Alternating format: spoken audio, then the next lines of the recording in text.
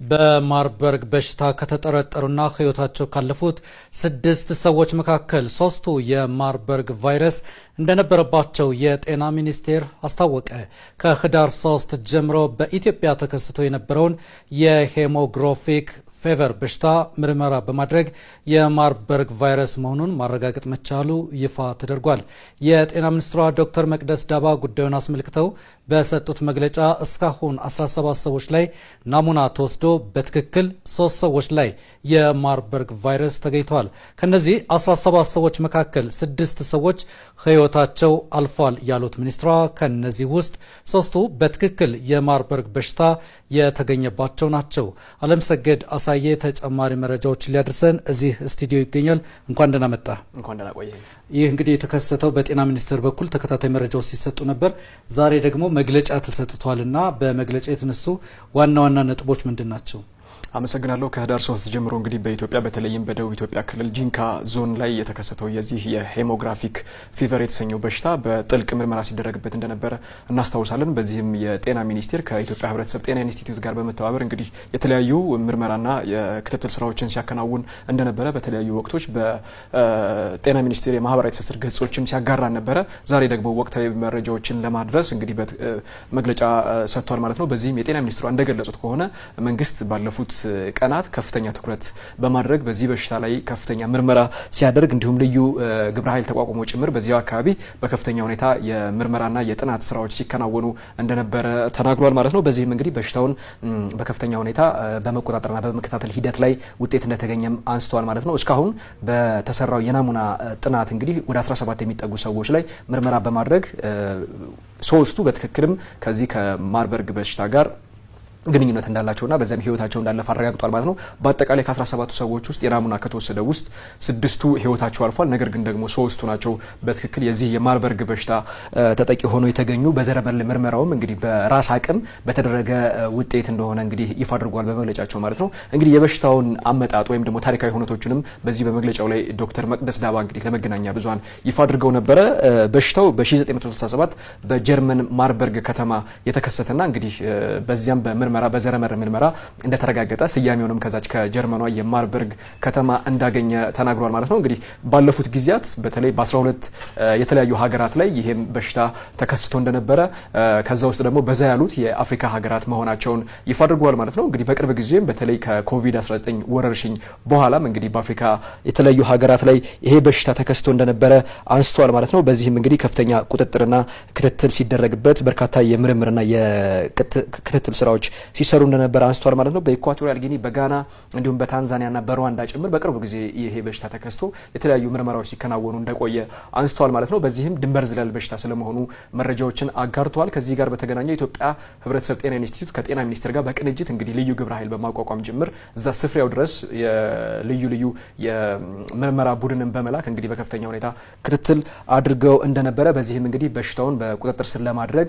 ከፍተኛ ውጤት የተገኘበት እንደሆነ የሰጡት መግለጫ አለ። እሱን እስኪ ተከታተል እንዳገም እንገናኝ። በበሽታው በመጠርጠር ደረጃ ከተባለ በ6 ሰዎች የማርበርግ ቫይረስ በሽታ ምልክቶች አሳይተው ህይወታቸው ያለፈ ሲሆን ነገር ግን በትክክለኛ በላብራቶሪ ያረጋግጠ ነው የነበረው የ3ቱን ብቻ ነው ማለት ነው። ያ ግን በአጠቃላይ የነበረ የታሪክ ቅኝታቸውን ስንመለከት የንክኪ ሌሎች ነገሮች ያሏቸው ስለሚሆን 3 በፕሪዚምቲቭ በእኛ በሜዲካል እና በክሊኒካል ዳያግኖሲሱ ስንጠራው ተጠርጣሪነት በምንለው ማለት ነው። ነገር ግን 3ቱ በክሊኒካል ላብራቶሪያቸውም የዘረመል ምርመራውን የሚያደረግንባት ከ17 ምርመራዎች 3 ፖዚቲቭ ሆኗል ያልናቸው እነዚህን ይጨምራል ማለት ነው። ከዛ ከ17 ውስጥ እንግዲህ 3 ብቻ ፖዚቲቭ፣ ሌሎቹ እስካሁን ያሉን ሳምፕሎች እስካሁን ነፃ ነው የሚያሳየን ማለት ነው። በሽታው ምልክቶች ካሳዩ ሰዎች ጋር ንክኪ ያላቸውን ሰዎች የመለየት ከዛም ደግሞ ክትትል ማድረግ ስራዎች ደግሞ በሰፊው እየተሰራ ነው ያለው። ወረርሽኙ እንግዲህ በደቡብ ክልል በጂንካ ከተማ ከታየ በኋላ የነዚህ ሰዎች ጋር ንክኪ የነበራቸውን ቦታዎች በደንብ መለየት፣ ለይቶ ማቆየት ስራ ደግሞ መስራት ከሁሉም ጋር በማናበብ እየሰራን ያለ ነው።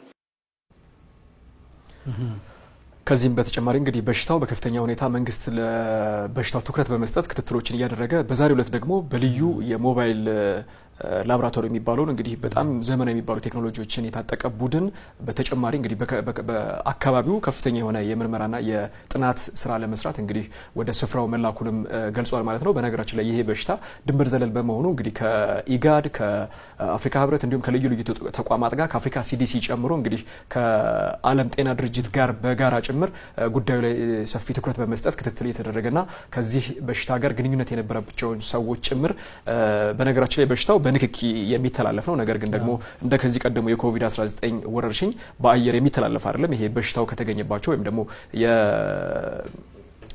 ማርበርግ ቫይረስ በቀጥታ አለባቸው ተብሎ ከሚጠረጠሩ ወይም ደግሞ የበሽታው ምልክት ካሳዩ ሰዎች ጋር በቀጥታ ንክኪ ማድረግ ለበሽታው ተጋላጭነትን እንደሚዳረግ እንግዲህ በመግለጫው አንስተዋል ማለት ነው። የህመሙ ምልክቶችን ለማንሳት ያክል እንግዲህ ከፍተኛ የሆነ ትኩሳት ከአፍና ከአይን እንዲሁም ከአፍንጫና ከተለያዩ የሰውነት ክፍሎች ደም መፍሰስ፣ ከፍተኛ ራስ ምታት፣ ማቅለሽለሽና እንዲሁም ማስመለስ፣ በሌላ በኩል ደግሞ የጡንቻና የመገጣጠሚያ ህመም፣ ድካምና የሰውነት መዛል፣ የቆዳ ላይ ሽፍታና መበለዝ እንግዲህ ለበሽታው በምልክትነት የሚገልጹ መሆናቸውን እንግዲህ የጤና ሚኒስትሯ ዶክተር መቅደስ ዳባ ተናግሯል ማለት ነው። ይሄን የተመለከተው መረጃ ሰምተን እንመለስ። ይህንን ወረርሽኝ ከሌሎች ወረርሽኞች የሚለየው ምንድነው ካልን እንግዲህ በንክኪ የሚተላለፍ ነው። አብዛኛው ነገሩ በተለይ የበሽታ ምልክቱን ያሳዩ ሰዎች በሚኖሩበት ጊዜ ከነሱ የሚኖሩ ፈሳሾች ከነሱ የሚኖሩ የንክኪዎች ጋር የሚተላለፍ ነው። እንደ ኮቪድ ጊዜው አይነት አይደለም ማለት ነው። አሁን የምንሰጠው ምክር ይሄ በንክኪ ብዙ ነገሩ በንክኪ ስለሚሆን በተለይ ደግሞ ምልክቱ ያላቸው ሰዎች ምልክት በሚኖርበት ሰዓት ነው እንጂ ያኔ ሰዎችን ያዩ ሳይሆን ምልክት በሚኖራቸውና ከምልክቱ በኋላ በተለይ አንድ ምልክት ካሳዩ በኋላ ያሉ ንክኪዎችን መቀነስ ላይ በጣም ጠንካራ የሆነ ስራ መስራት ያስፈልገናል ማለት ነው። በአየር የሚተላለፍ አይነት አይደለም። ነገር ግን በጣም ተጠጋግቶ የሚኖር ድሮፕሌትስ የምንላቸው አሉ። በዛ ጊዜ ግን የመተላለፍ እድሉ ይጨምራል ማለት ነው። ስለዚህ ነው እጅን መታጠብ፣ የራስን ንጽህና መጠበቅ፣ በሽታ ምልክቱን ያሳዩ ሰዎች በሚኖሩበት ጊዜ በጣም አላስፈላጊ ንክኪዎችን ሁሉ ጊዜ መቀነስ የሚለውን መስራት የሚያስፈልገው። እንግዲህ በሚኒስቴር መስሪያ ቤታችንና በተጠሪ ተቋማት እንዲሁም በፌዴራል ደረጃ ይህ የራሱ ታስክ ፎርስ ተቋቁሞለት ከክልሎች ጋር በማናበብ ስራዎቻችንን እየሰራን ነው። በዚህ ሳምንት እንግዲህ ይሄንን የመጀመሪያውን ካየንበት በምልክቶች ላብራቶሪዎች ከተላኩበት እንግዲህ ሳምንት ባልሞላ ጊዜ ነው ከናንተ ጋር ይሄንን መግለጫ እያደረግን ያለነው። የመለየት የማረጋጋትና ያለንበትን ደረጃ የማወቅ ስራ በደንብ ስለሚያስፈልግ ነበር። ከሕክምና ጋር በተያያዘና መድኃኒት ጋር የተያዙ ጥያቄዎች ቢኖራቸው በህብረተሰብ ደረጃ እና ደግሞ መረጃ እስከየት መገኘት አለበት ህብረተሰቡ ይሄ ጉዳዩ ነውና በየዕለቱ እዚህ ይደርሳል እዛ ይደርሳል የሚሉ ጉዳዮች ሲነሱ አወናባጅም መረጃዎች ይገኛሉና እንዴት መረጃዎች ይገኛሉ? እንግዲህ መረጃዎችን ለማግኘት በቀጥታ የመጀመሪያው የመረጃ ምንጭ የሚሆነው የኢትዮጵያ የህብረተሰብ ጤና ኢንስቲትዩትና የኢትዮጵያ የጤና ሚኒስቴር ናቸው። እንግዲህ በእነሱ የማህበራዊ ትስስር ገጾች ቬሪፋይድ ወይም ደግሞ ኦፊሻል በሚባሉት ገጾቻቸው እንግዲህ ትክክለኛ መረጃዎችን ማግኘት ይቻላል። ከዛ ባለፈ ደግሞ የኢትዮጵያ መገናኛ ብዙኃንም ይህንን ጉዳይ በዝርዝር እንደሚያስተላልፉ ይጠበቃል ማለት ነው። ከነዚህ ማግኘት ይቻላል። ከዛ በተጨማሪ ተጨማሪ መረጃ በቀጥታ ደውዬ ማግኘት እፈልጋለሁ ለሚል ደግሞ በ8335 እና በ952 ቀጥታ የነጻ የስልክ መስመሮች ላይ ማግኘት ይችላል። ከዚህ በሽታ ጋር በተገናኘ እንግዲህ በቀጥታ ይህንን በሽታ ሊያድን የሚችል የተረጋገጠ ክትባት ወይም መድኃኒት የለውም። ነገር ግን ደግሞ በሂደት ላይ ያሉ የክትባትም ሆነ የመድኃኒት የምርመራ ስራዎች እንግዲህ በዓለም ላይ በከፍተኛ ሁኔታ እየተሰራባቸው ይገኛል። ነገር ግን ደግሞ እነኚህ ስላልተረጋገጡ በሽታው አዳኝ የሆነ ክትባት ወይም ደግሞ መድኃኒት አለው በሚል መዘናጋት አያስፈልግም። እንግዲህ ቀደም ብለን ለማንሳት እንደሞከር ነው በሽታው ወይም ቫይረሱ የሚተላለፈው በቀጥታ ከሰውየው ጋር ወይም ከግለሰቦች ጋር በሚደረግ ንክኪ እንጂ ወይም በአየር አለመሆኑን ተገንዝበው ሁሉም ሰው ጥንቃቄ ማድረግ ይገባዋል። ከዛ ባለፈ ደግሞ ጽዳትን እንደ ኮቪድ ጊዜ ስናደርግ የነበረባቸውን በተለይ ከእጅን በሳሙና አዘውትሮ መጠቀም እንዲሁም ደግሞ ተያያዥ ጉዳዮችን ጽዳትን መጠበቅ ለዚህ በሽታ ከፍተኛ የመከላከያ አንዱ መንገድ ነው ተብሏል። እንግዲህ ተጨማሪ መረጃዎችን ደግሞ ፋናም ሆነ በሁሉም የማህበራዊ ትስስር ገጾቻችን እንግዲህ ተጨማሪ መረጃዎችን ለክቡራን ተመልካቾቻችን እናደርሳለን። ላይኩን አለምሰገድ ለመረጃዎች አመሰግናለሁ።